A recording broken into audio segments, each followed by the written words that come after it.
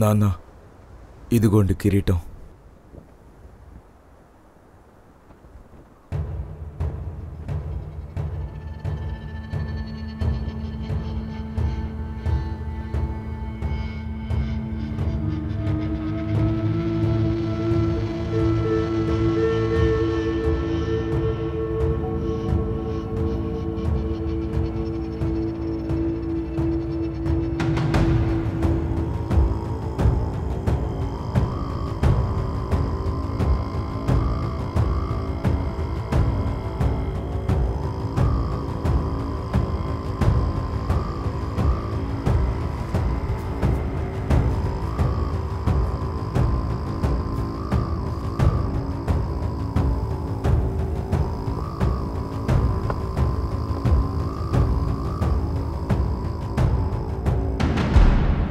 తీరుక్కుడికి చెందిన వాళ్ళు అతిథుల్ని ఎందుకని ఆహ్వానించలేదు?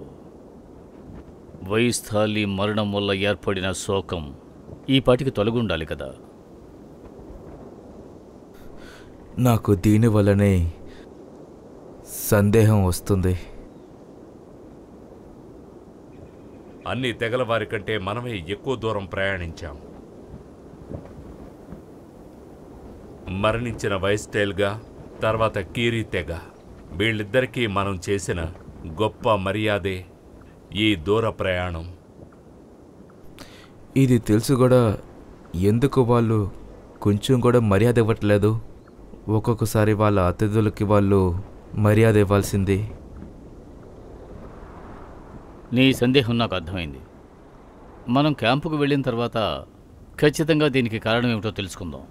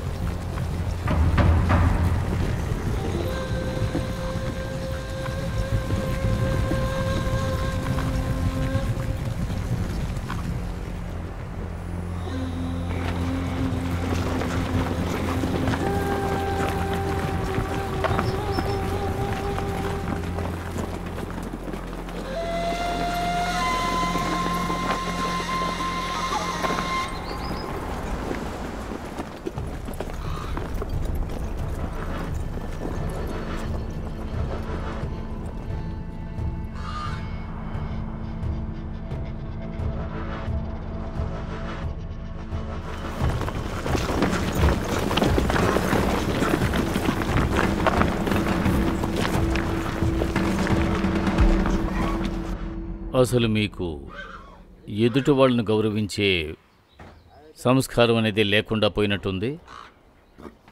మీ అతిథుల్ని ఎలాగే ఆహ్వానిస్తారా? నమస్కారం చీఫ్ జెరాయ్. ఆంగ్లో మనుషులైన మీరే ముందుగా మీ మాట జవదాటారు. ఆంగ్లోకి చెందిన వాళ్లే కదా గ్రేట్ వైస్ తలిగాన్ని చంపింది. అదే కాకుండా గోల్డ్ మౌంటైన్ వ్యాలీలో సారెన్ నాయకుడిని వాళ్ళ మనుషుల్ని చంపారు కదా. వైస్తలి గాని ఎవరో చంపేశారు. అది ఆంగోళి వాళ్ళు లేని కథాని చోట్లు. అంతేకాకుండా మేము ఎందుకని ఏ కారణం లేకుండా సారిన్ గారిని ఎందుకు చంపాలి? మనం సమస్యను పరిష్కరించడానికే ఇక్కడికి వచ్చాం. అర్థమైందా? మాట్లాడుకోవడానికి చాలా విధాలున్నాయి. సారెన్ యువరాణి గారు అక్కడి నుంచి పారిపోయి వచ్చి ఆంగోల్ వాళ్ళే వాళ్ళ మీద దాడి చేస్తారని మాకు మాటిచ్చారు. వాళ్ళు అబద్ధం చెప్తున్నారంటున్నారా? నేనే ఈ దళానికి ముఖ్యమైన నాయకుణ్ణి. మీ నాయకుడిని మీరు కోల్పోయినందువల్ల ఎదుటి నాయకుడికి గౌరవం ఇవ్వకూడదని ఏ చట్టం చెప్పలేదు. నేను దీని గురించి అర్థమయ్యేలా మీరు అక్కడికి వచ్చారంటే మీకు అర్థమయ్యేలా చెప్తాను. ఈ సమస్య ఒక ముగింపుకు వచ్చేంత వరకు ఆంగోల్ ఇంకా చోలోస్కి చెందిన గుర్రాల్ని స్వాధీనం చేసుకొని నాయకుడిని తప్ప మిగతా వాళ్ళందరినీ బంధించాలని మాకు ఆదేశం వచ్చింది. కాబట్టి మీరే లొంగిపోండి. మీరు ఒప్పుకోకపోతే తప్పకుండా మీకు మరణమే.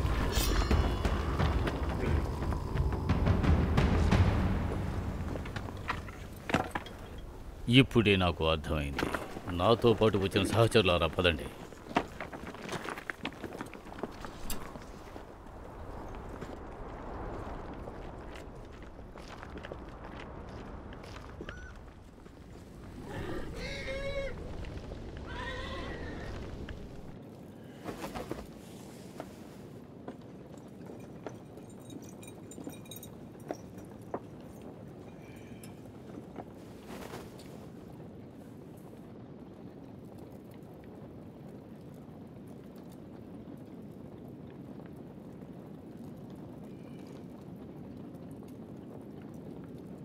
రండి మహారాజా, బాగున్నారా?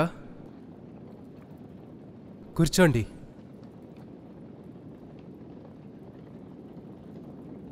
కథాన్ చోటులో వయస్థలుగా చనిపోవడానికి కథాన్ తెగే కారణం అని చెప్పవంటగా.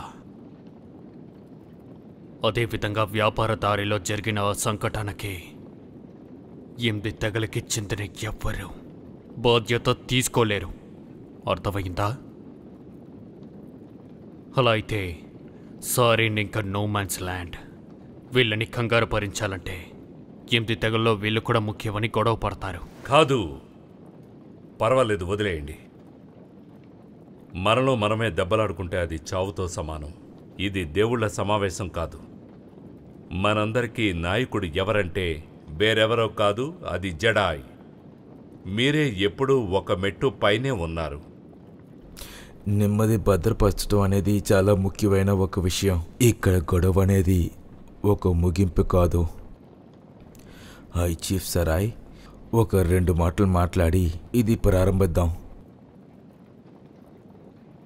మొదటి ఘట్టంగా మనలో ఐకమత్యం ఉండాలి. మనమంతా కూడా ఐకమత్యాన్ని కాపాడుకోవాలి తప్ప నాశనం చేసుకోకూడదు.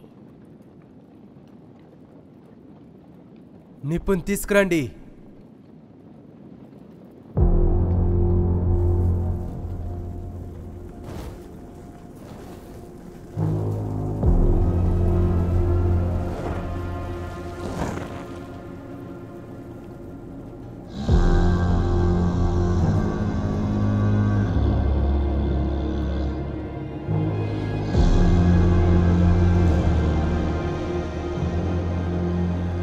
నేను ఇప్పుడు ఇక్కడ అందరి ముందు నిజమే మాట్లాడతాను.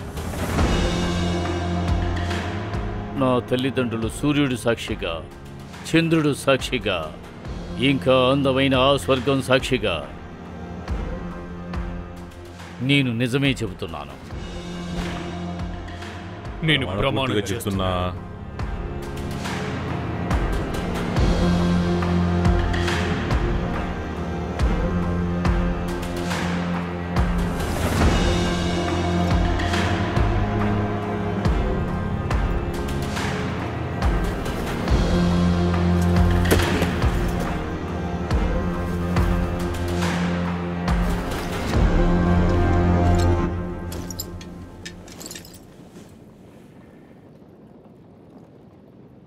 సారియన్ దళానికి చెందిన వ్యక్తిగా మీరు ఏం చూశారో మాకు చెప్పండి. అది అంగోలా ప్రజలని మీరు ఎలా చెప్పగలరు? ఈరోజు ఉదయం కోనల దగ్గర గుడారాలు ఏర్పరచుకున్నాం.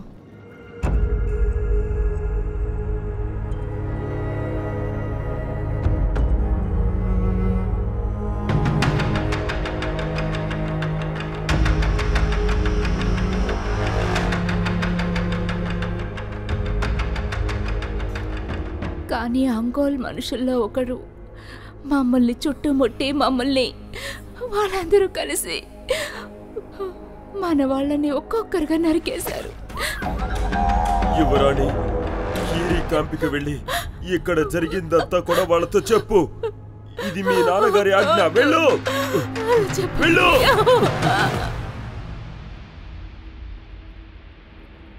మేము తప్పించుకోవడానికి మా నాన్న సహాయం చేశారు. అందుకే నేను ఇక్కడికి వచ్చాను. ఖదాన్ దేశపు నాయకుడా, మీరు మాట్లాడండి.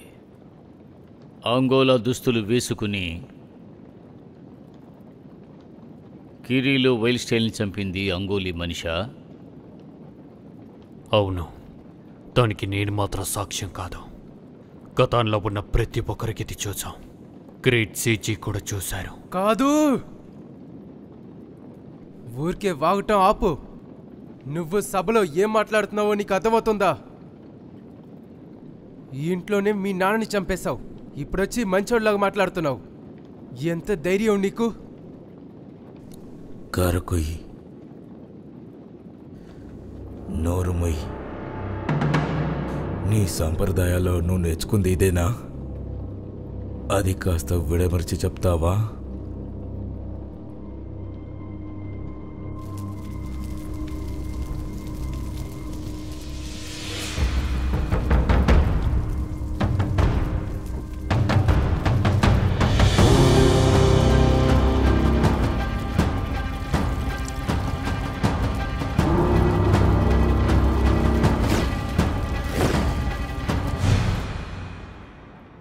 ఫైనల్గా ఒక ఆత్మని గెలికింది నువ్వే కదా?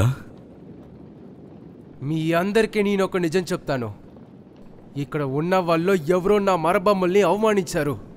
అందుకే వెయిస్టైల్ ఇంకా భగవంతుడు దీనికోసం పగ తీర్చుకున్నట్టున్నారు. దీని అంతటికీ కారణం ఆ కాడు వాళ్ళు మనుషులే. కానీ పీనకైదిగా వేషం వేసుకున్న మీరు నా మరబొమ్మల్ని అవమానించారు. గ్రేట్ శివచి, మనం అందరం ఇప్పుడు హై చీఫ్ జరాయ్ తరువాత పెద్దవారిని మాట్లాడనివ్వాలి. హై చీఫ్ జరాయ్, నాట్ ఆర్ కాల్. ఇది జరగటానికి మీరు కూడా ఒక ముఖ్యమైన కారణమే.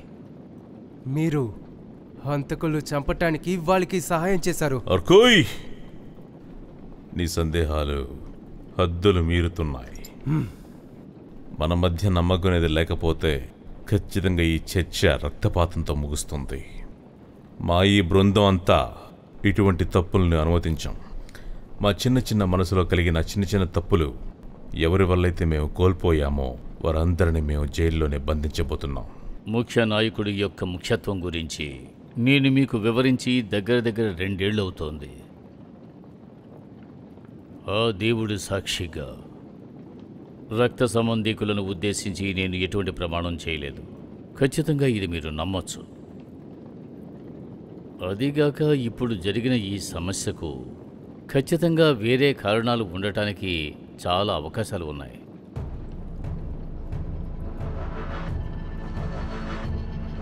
నేను చెప్పేది కాస్త జాగ్రత్తగా వినండి. అంగోల్స్ ఇంకా చినోస్ చాలా సంవత్సరాలుగా మేము పక్కన వహిస్తున్నాం. నాకు ఒక్కొక్క గ్రామంలో ఉన్న అందరినీ కూడా నాకు చాలా బాగా తెలుసు. చంపేదానికి అర్హత ఉన్న వాళ్ళు కూడా ఖచ్చితంగా మా గ్రామానికి చెందిన వాళ్ళైతే కాదు. అది కూడా నేను వేసుకున్న ఆమ్లెట్ మీద ప్రమాణం చేస్తున్నాను. ముందు కాలంలో మీ ముత్తాతలు వ్యాపారందారులు దొంగలించబడ్డారు. ఆ సంఘటనలో 2 తెగలకి చెందిన మగవాళ్ళు చంపబడ్డారు. అప్పుడు మీరు పదవికి వచ్చే వరకు ఖచ్చితంగా కక్ష తీర్చుకోవద్దని నిదానంగా ఉంటుంటారని నాకు అనిపించట్లేదు. హై చీఫ్ జరాయ్, మా పూర్వీకులు ఈ విషయాన్ని వాళ్లతో పాటే వాటిని తీసుకెళ్ళిపోయారు. నేను ముఖ్య నాయకుడిని అన్న ఒకే కారణంతో గడిచిపోయిన కథల గురించి నేను మాట్లాడను. అది నా అలవాటు కూడా కాదు. కానీ మీ అథారిటీని పర్మనెంట్గా మీరే పెట్టుకుని మమ్మల్ని పాలించాలని చూస్తున్నారు. అదే కదా మీ ఆలోచన? కాదు. సభ మర్యాద అంటే ఏంటో తెలియదా నీకు? మాటలు మర్యాదగా రానివ్వు, లేదా నాలుగు తెగుద్ది. ఎవరి గురించి మాట్లాడుతున్నావో తెలిసే మాట్లాడుతున్నావా? మేమందరం నువ్వు చేసిన కుట్రని 10 మందికి తెలియజేయడానికి ఇక్కడికి వచ్చాం. అందువల్ల నువ్వు తప్పించుకోవడం కోసం మిగతా వాళ్ల మీద నింద వెయ్యాలని చూడకు. ఆంగోల్ ఆర్మర్, యాంక్షన్ సెకండ్ బ్రెత్ గుర్రాలు, డార్క్ హ్యాడో యొక్క కాల్డ్రాప్స్ ఇవన్నీ నీ ఐడియాలే కదా? చెప్పు కార్గోయి. యువకులారా, సభా మర్యాదను పాటించాలి.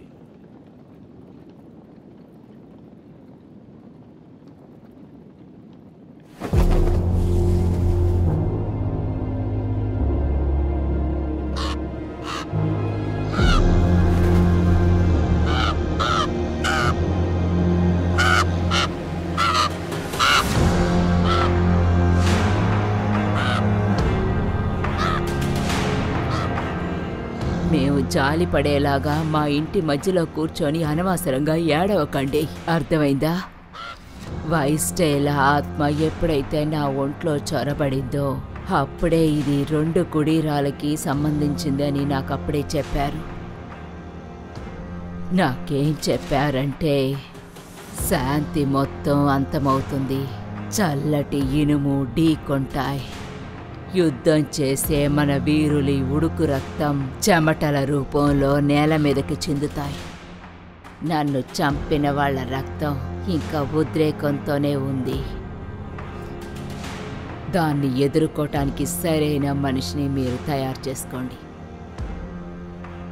శత్రువులు మీ పక్కనే ఉన్నారని నా ఆత్మ చెప్తోంది. ఇప్పుడు ఆత్మ ఏం చెప్పాలనుకుంటోంది? శత్రువుల దగ్గర ఉన్నారంటే దానికి అర్థం ఏంటి? ఆత్మలు ఏమైతే ఆదేశిస్తాయో అదే నేను కూడా చెప్తాను. ఆత్మలు కనిపించవు, వేరే వాళ్ళ ద్వారా చెప్తాయి. ఇది ఎటువంటి సమస్య అయినా సరే వెంటనే దాన్ని మనం పరిష్కరించి తీరాలి. అదేవిధంగా నేరస్తుడిని కూడా కఠినంగా శిక్షించాలి. ఇదే నా అభిప్రాయం. నన్ను వదిలేయండి. నేను వైస్టాల్తో మాట్లాడాలి.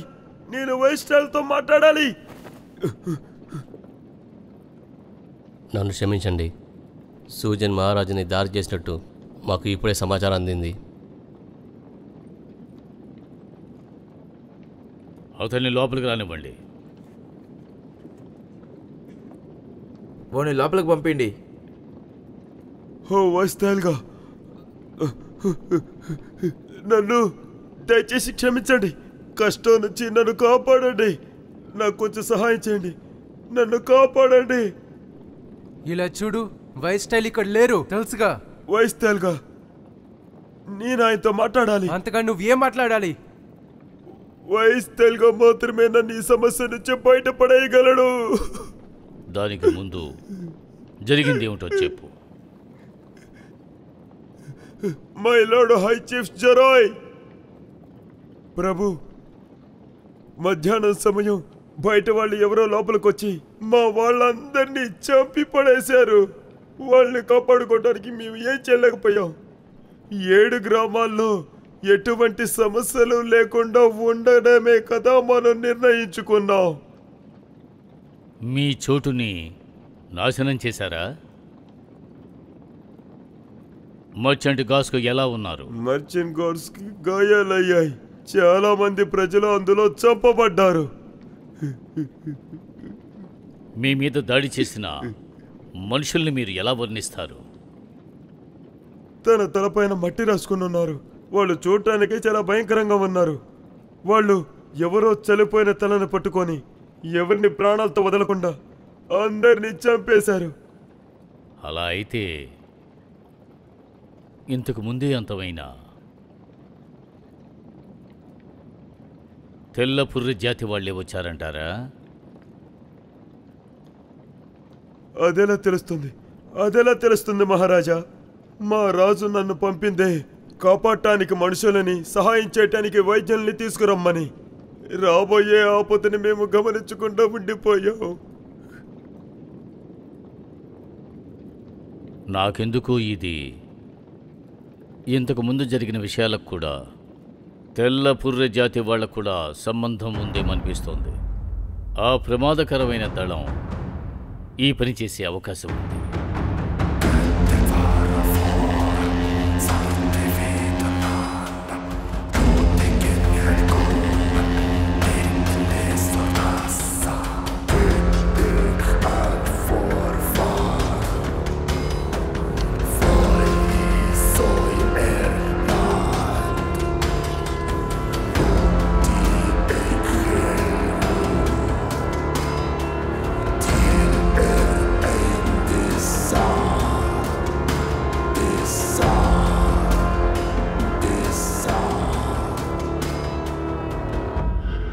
నన్ను క్షమించండి మహారాజా. దాడి చేసిన వాళ్ళ నాయకుడిని వాళ్ళు సాగాపట్నం మహారాజ్ అలాగని అతని పేరుని వాళ్ళు మళ్ళీ మళ్ళీ చెప్తున్నారు. నా 2 చెవులతో సాగాపట్నం మహారాజ్ అన్న పేరుని నేను విన్నాను.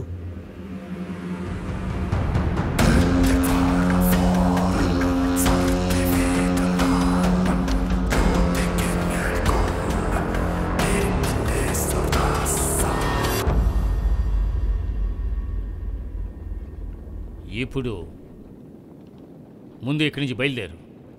సరే మహారాజా.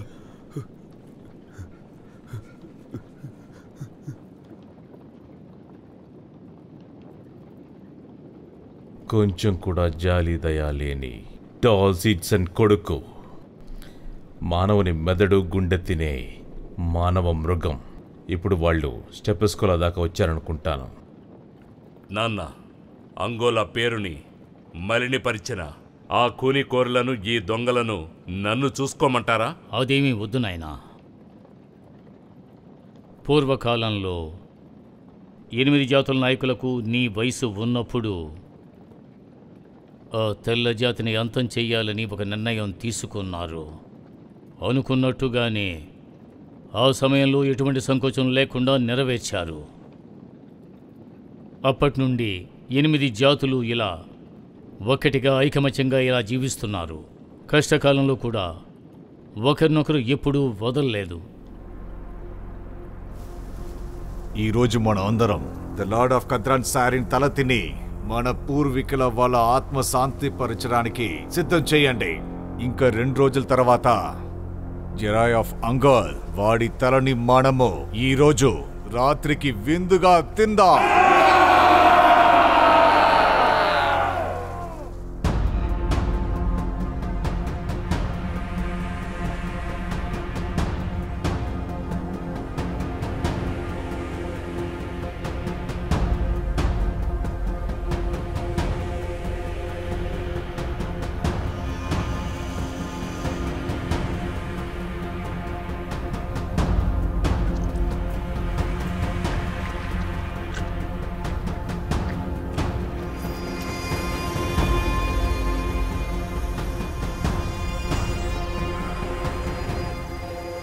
ఒక విషయం గుర్తుంచుకోండి, నేనే చావలేని అజార్ ఇంకా చీఫ్ డాల్సన్ రెండో కొడుకుని, వైట్ స్కల్ ట్రైబ్ కి నాయకుడిని. మన సైన్యం పూర్తిగా అంతమైందని 8 గ్రామాలకు చెందిన ప్రజలందరూ చాలా సంతోషంగా ఆనందిస్తున్నారు. మనకైన సమయాన్ని ఎదురు చూస్తున్నామని వాళ్ళకి తెలియజేయాలి. అలాగే పగ తీర్చుకోవడానికి మన సైన్యం సిద్ధంగా ఉందని తెలియాలి. కేరీ ప్రదేశానికి చెందిన నాయకుడిని చంపింది నేనే. సోరీ నాయకుడైన కద్రత్ ని గోల్డ్ వ్యాలీడ్ లో చంపింది అది కూడా నేనే. 2 రోజుల తర్వాత జెరాయ్ ఆఫ్ ఒంగోల్ ని, అలాగే ఆరైస్ ఆఫ్ జాంగోస్, మా నాన్నని వాళ్ళిద్దరూ ఎలా చంపారో అలాగే వాళ్ళని కూడా అక్కడ అదే చోట పగ తీసుకోబోతున్నాను. మనుషుల్ని తినే మనము, ఎంతో ధైర్యంతో ఉన్న మనము ద వైట్ స్కేల్ ట్రైబ్ విజయాన్ని సాధించాలి. కీరి ప్రదేశాన్ని మనం ఎదిరిద్దాం. యాక్షన్ కులాన్ని మనం నాశనం చేద్దాం. పూర్తిగా అంతం చేయండి. వదిలే సమస్య లేదు. మన శత్రుల్ని చంపి వాళ్ళ రక్తాన్ని తాగి వాళ్ళ పుర్రతో మన నీళ్లు తాగుతాం. మనకెదురొచ్చిన వాళ్ళని చంపి వాళ్ళ హృదయం తిని వాళ్ళ పుర్రెలో నీళ్లు తాగుతాం. ఇప్పుడు మనకు విందుకైన సమయం వచ్చింది.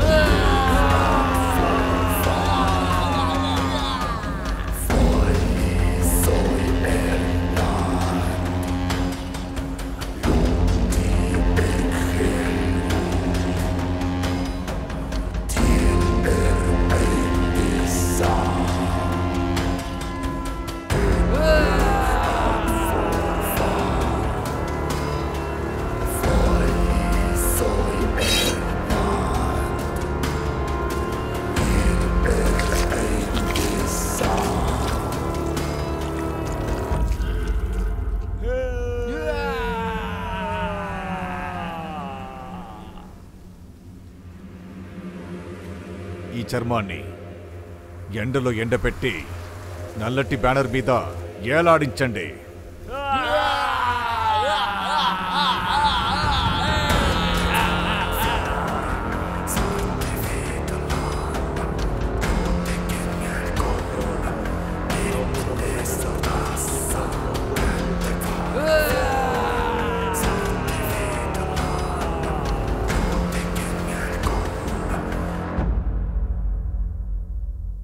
నన్ను క్షమించండి. మంచు కోణాల్లో ఉన్న సరీన్ వాళ్ళ శవాలని ఇక్కడ తీసుకొచ్చాం. వచ్చి చూడండి.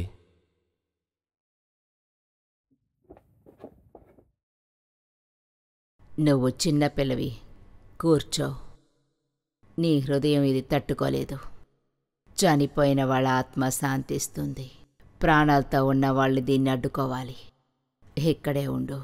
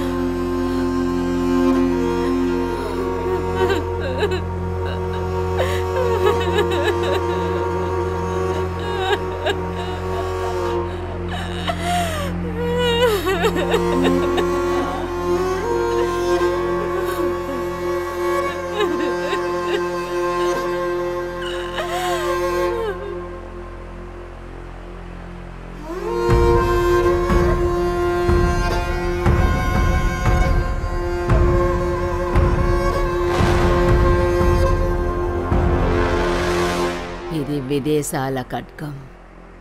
మనలో ఎవరు ఇలాంటి ఖడ్గాన్ని ఉపయోగించిందే లేదు. ప్రతి గాయాన్ని చెక్ చేయండి. దయచేసి ఒక్కొక్క దాన్ని ఆరా తీయండి షేర్మ్యాన్. ఇలా చూడమ్మా, ఒక ఫ్రెండుగా రక్తం కళ చూడడం మంచిది కాదు.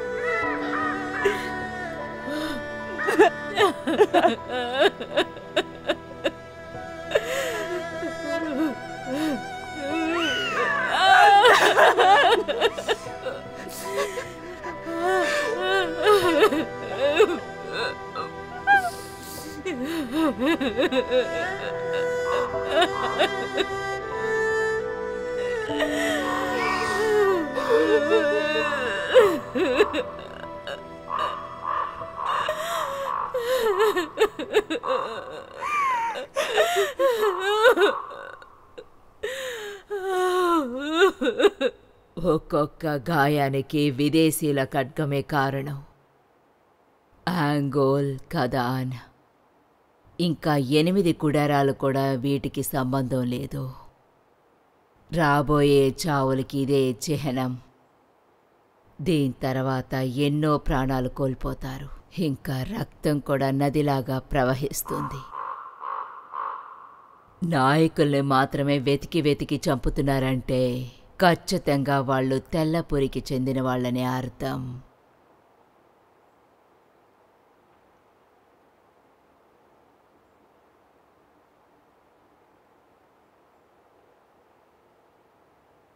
తెల్లపురికి సంబంధించిన వాళ్ళని ఒక్కొక్కరిని పట్టుకొని ఇదే విధంగా వాళ్ళని కూడా చంపాలి. మా నాన్న తలని కనిపెట్టి వాళ్లతో ప్రతీకారం తీర్చుకుంటాను.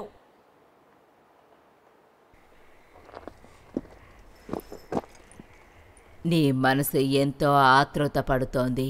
నీ మెదడు ఆవేశంలో పని చెయ్యదు. ఇప్పుడు నువ్వు ప్రాణాలతో ఉండటం చాలా ముఖ్యం. నువ్వు ప్రాణాలతో ఉంటేనే ప్రతీకారం తీర్చుకోగలవు. లేకపోతే కాద్రాన్ తలతో పాటు మీ వంశం కూడా అంతమవుతుంది. ఇది బయట ఊరు కత్తి, అలా నిశామని చెప్పారు. కోసింది చూస్తుంటే వైట్ స్కల్కి చెందిన వాళ్ళు చేసినట్టు అనిపిస్తోంది.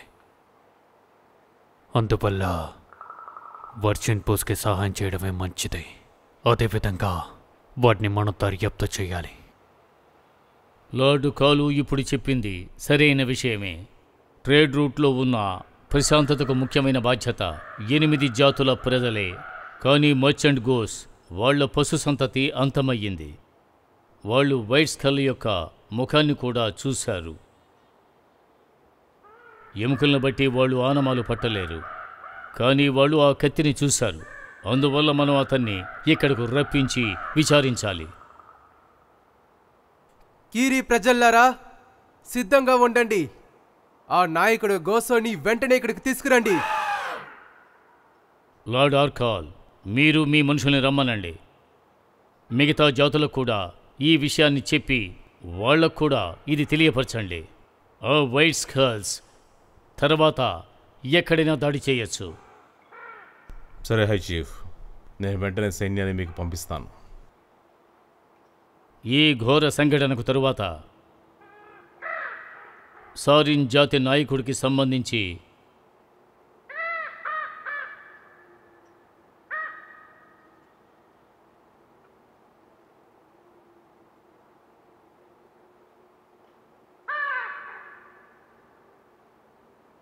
నీకు ఇవ్వబడుతోంది.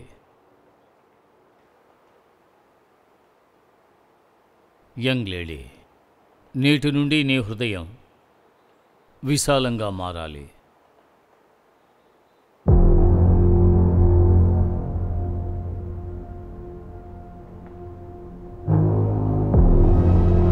మీ పతాకాన్ని అసెంబ్లీకి తీసుకుని రా.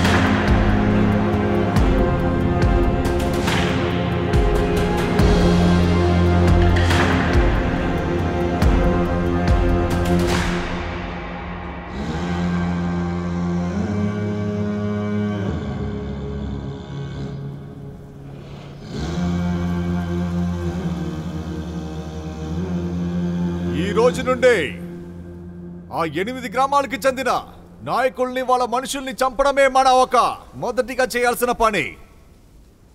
ఎందుకంటే వాళ్ళు మా నాన్నని చంపడానికి ఒకటిగా కలిసి, అలాగే మన ప్రజల్ని కూడా చంపిన ద్రోహులు. దానికి ఖచ్చితంగా మనకిప్పుడు న్యాయం కావాలి. ఇక మనల్ని చూసి జంతువులు కూడా భయపడిపోవాలి. నీడ ప్రదేశంలో బ్రతుకుతూ ఇక ఎవరికి భయపడాల్సిన అవసరం లేదు. మన పూర్వీకులు వాళ్ళు ఉన్న కాలంలో ఇక్కడ ఉన్న ప్రదేశాలు మొత్తాన్ని వాళ్ళకి సొంతగా భావించేవారు. కానీ వాళ్ళని నమ్మించి నీడలా ఉండి వాళ్ళని చంపేశారు. ఇది పగ తీర్చుకోవాల్సిన సమయం. వాళ్ళ గుండెని బుర్రని తిని మన పూర్వీకులకు దక్కాల్సిన న్యాయాన్ని తగ్గించి శాంతిపరచాలి.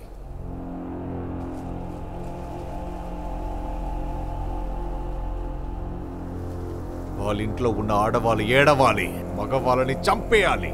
వాళ్ళ వంశాన్ని ఇక్కడతో ముగించాలి. వాళ్ళు ఉన్నట్టుగా ఎటువంటి పోలిక ఉండకూడదు.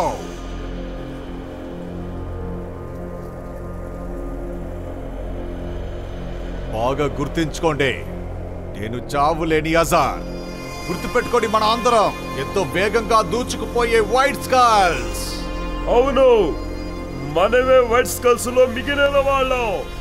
మనం అందరినీ గెలవాలి.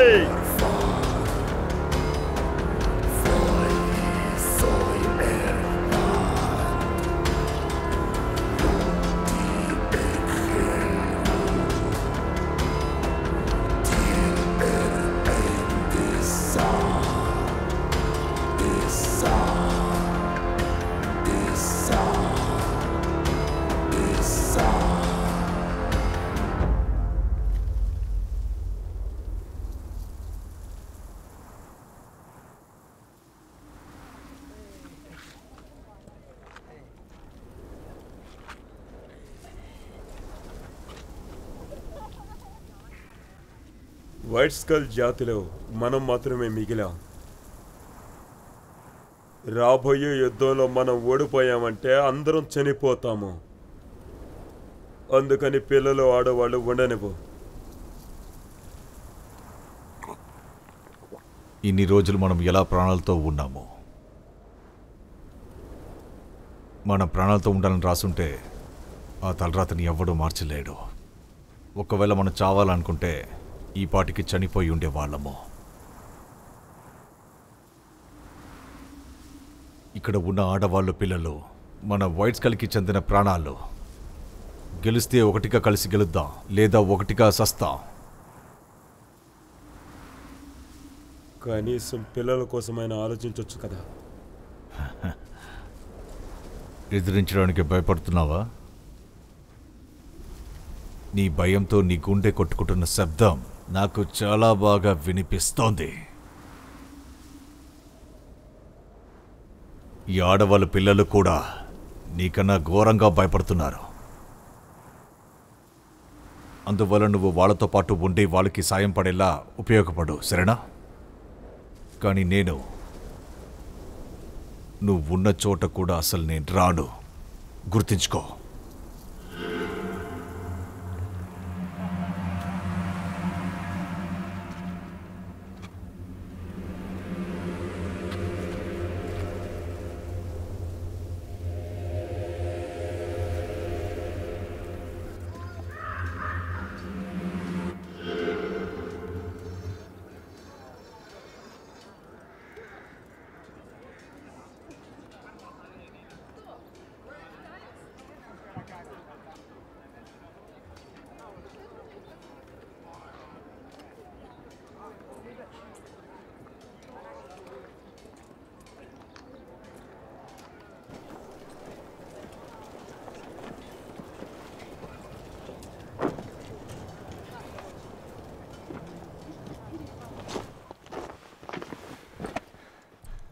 నన్ను మీరు రమ్మని చెప్పారట ఎల్డర్ కొంచెర్.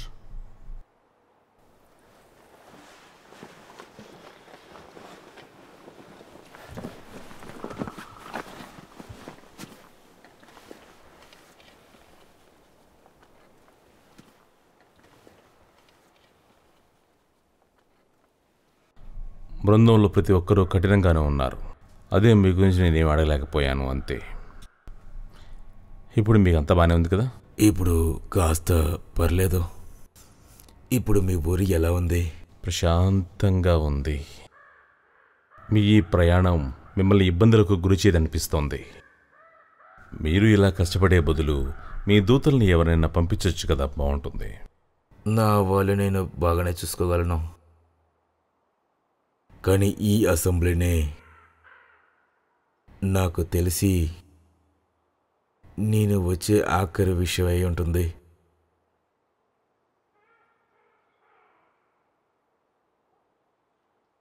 ఈ వయసు అయినాడు మీ నాన్న చేసిన సహాయం అంతా మర్చిపోలా.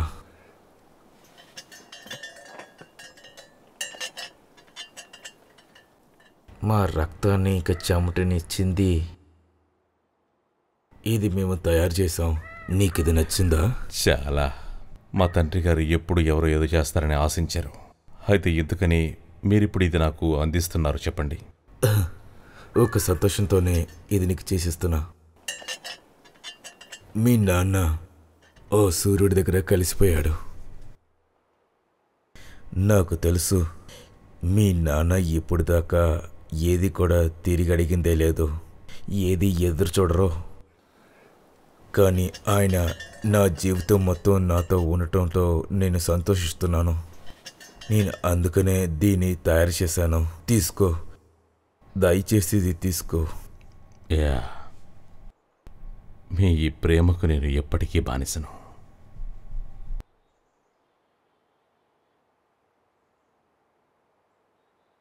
అది ఇంకొక విషయం. నేను ఈ గ్రామానికి వచ్చే ముందు నేను స్వర్గాన్ని కూడా చూసేసి వచ్చాను. అలాగా?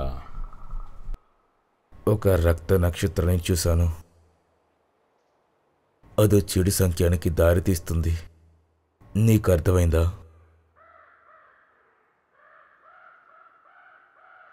కొన్నిసార్లు మనం చెడుని ఎదుర్కోవాలి. అందుకని ఈ గుర్రాలకి విశ్రాంతి ఉండకపోవచ్చు. అలా కాకపోతే ఈ వయసు అయినాడొక్క కళ్ళు ఏదో చూసి ఏదో తలుచుకొని. మన దగ్గరున్న 2 గుర్రాలు ఇప్పుడు గర్భంతో ఉన్నాయి. అందుకని నేను మంచి చెడుల గురించి ఎక్కువగా ఆలోచిస్తూ నమ్మకంతో ఉన్నాను. మన ఊర్లో ఇప్పటికీ ఆ సూర్యుని వెలుతురు మనపై పడనే లేదు. సూర్యుడు మనల్ని మాత్రం పక్కకి తోసేసాడని అనిపిస్తుంది.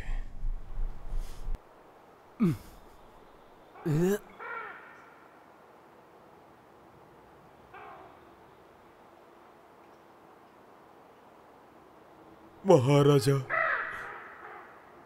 అనుకోని సమయంలో ఆ హంతకులు మమ్మల్ని చుట్టుముట్టారు.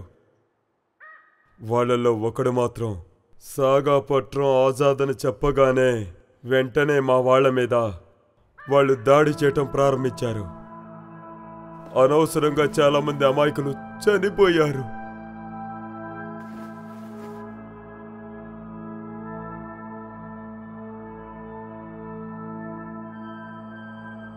క్షమించండి అయ్యా, మహారాజు మెర్చెంట్ కోసం అరిచారు. అక్కడ సభ ఏర్పాటు చేశారు. మీరు వస్తే బాగుంటుంది. మంచిదే. బయట వాళ్ళు చెప్పిన కారణం వినటానికే ఇవాళ మనం ఇక్కడ ఉన్నామనిపిస్తుంది. అదే, ఇలాంటి విషయాల్లో మనం వాళ్ళని నమ్మే తీరాలి.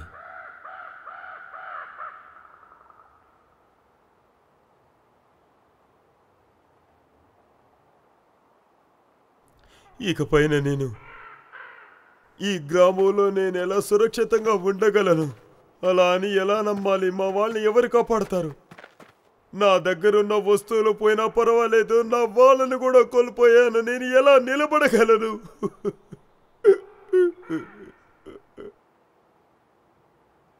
మీ ప్రత్యేకమైన రక్షణ ఇప్పుడు అదే ముఖ్యం. ఇంకా నయం మీరైనా ప్రాణాలతో ఉన్నారు. 8 జాతులు కూడా యుద్ధం చెయ్యవలసిన పరిస్థితికి ఇప్పుడు వచ్చాయి. ఇక ఏ అనుమానం వద్దు. వైస్థాలి వాళ్ళ మరణానికి అందరూ స్పందించారు కదా. అవును, నేను భయపడ్డాను. స్టెప్స్ యొక్క స్వర్గం ఎక్కడుంది మహారాజా? ఈ స్వర్గం యొక్క గ్రేట్ షామన్స్ అని ఎవరు చంపుంటారు? ఎవరు ప్రజల యొక్క ప్రతినిధి? స్టెప్స్ యొక్క నిజమైన ఆస్తి వీళ్లే మహారాజా. మంచివాళ్ళు. సారన్ యొక్క ప్రభు కర్తాన్ మాకు కడుపు నిండా బువ్వ పెట్టారు. ఇక్కడికి వస్తే ప్రజలే వాళ్ళని చంపారని చెప్పబోతున్నారా? ఇదంతా చూడాలని నా తలరాత. ఎంతో రక్తం, ఎన్నో మరణాలు. ఆ మేక రక్తం తీసుకురండి.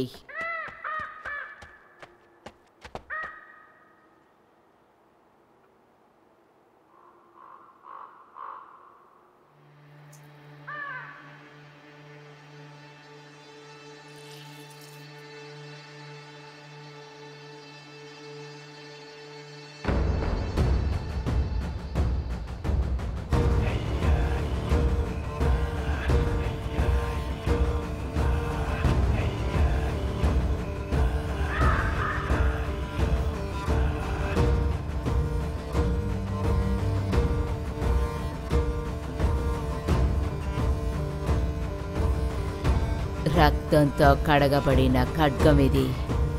ఇది బంగారంతో సమం, రాగి కంటే కూడా దృఢమైనది, మంచుగడ్డ కంటే చల్లగా ఉంటుంది.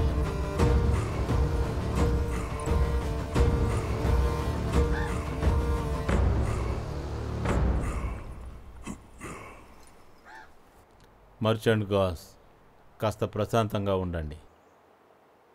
మనం ఇక్కడి నుంచి వెళ్ళటానికి ముందు చాలా విషయాలను సరిచేయవలసి ఉంది. అది మాత్రమే కాకుండా నా వెన్నెముక వెనుక ఆ వైట్ స్కేల్ వాళ్ళు ఎవరి మీదైనా దాడి చేసే అవకాశం ఉంది. మీ బాధలను వదిలేసి కొంచెం బయటకు రండి.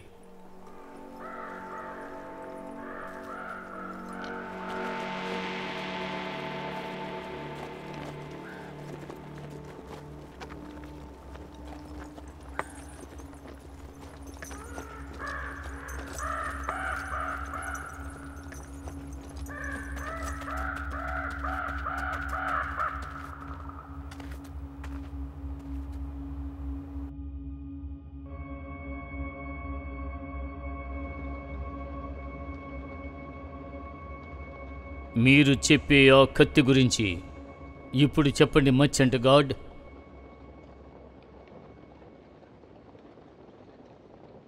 శమనకు తెలిసినంత వరకు అది ఏంటో చెప్తాను. దిడమాచిలో ఉన్న ఆ కత్తే దెమూర్ను మొత్తం అని చెప్పటం, అంతేకాకుండా ఆ కత్తిని నేను చూశాను. కానీ ఆ కత్తిని తీసుకొని ఉపయోగించే అంతగా నాకు శక్తి లేదు. తెమూన్ ప్రాంతంలో దొరికే ఖనిజాలతో తయారు చేసిందే ఈ కత్తి. ఆ కత్తిని ఉపయోగించిన వాడిని ఖచ్చితంగా చూడలేం, ఎందుకంటే డిస్టెంట్ ట్రైబ్స్ వాళ్ళు ఈ ఆయుధాన్ని తయారు చేయటానికి బిటర్ పౌడర్ని వాడతారు. బిటర్ పౌడరా? అవును మహారాజా. ఆ ప్రదేశాన్ని సృష్టించడానికి సదర్న్ బిటర్ పౌడర్ని వాడటానికి మోస్ ఎక్కువైంది. దాన్ని చాలా ముఖ్యమైన వస్తువులా చూస్తారు.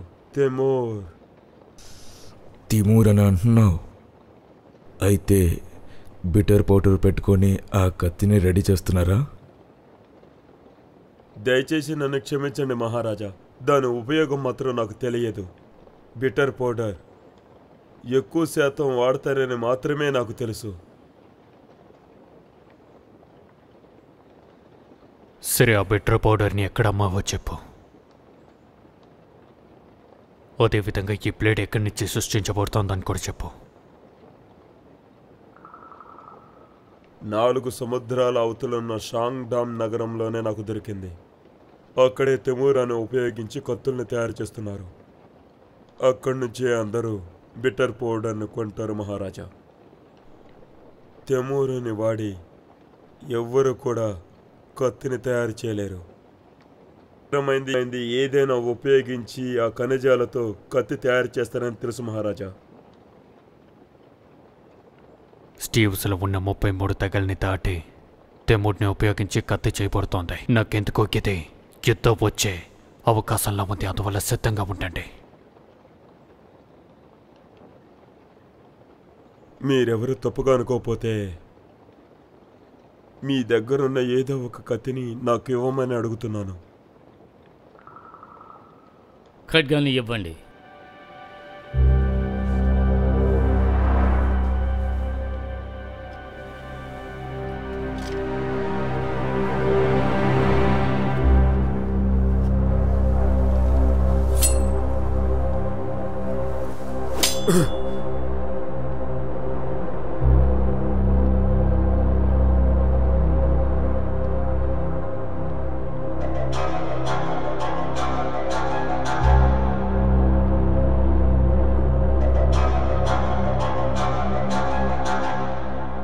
నేను తూర్పు వైపుగా పయనం సాగిస్తుండగా నాకు ఈ కత్తి కనిపించింది. అప్పుడే దీన్ని కొన్నాను.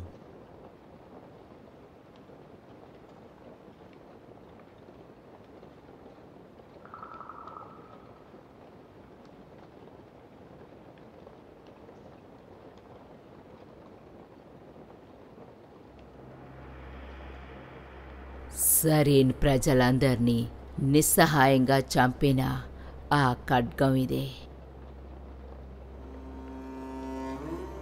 నేను ఇంకొక విషయాన్ని కూడా ఇక్కడ చెప్తాను. వైస్ స్టైల్గా నేను కథానకి వెళుతున్నప్పుడు మా ఊర్లో ఆయన ఒకరోజు విశ్రాంతి తీసుకున్నారు. ఎవరికీ అర్థం కాని ప్రశ్నలు ఆయన నన్ను కొన్ని అడిగారు.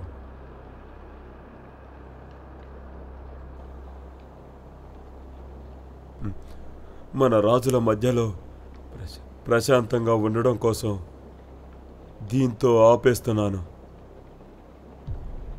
నన్ను క్షమించండి. ఇక మీదట నేను ఏమీ చెప్పలేను. వైస్తేలుగా ఏం చెప్పారు అదన చెప్పు. వైస్తేలుగా వచ్చి ఈ సంవత్సరం మన తలరాతులు మారే సంవత్సరం. స్వర్గం మొత్తం చిందేస్తుంది, భూమి మొత్తం నాశనం అవుతుంది. నేను స్టీప్స్లో ఉన్న తర్వాత మహారాజుగా ఉండే వారి కోసం నేను కనిపెట్టాను. అందుకోసం ఒంటరిగా నేను వెళతాను.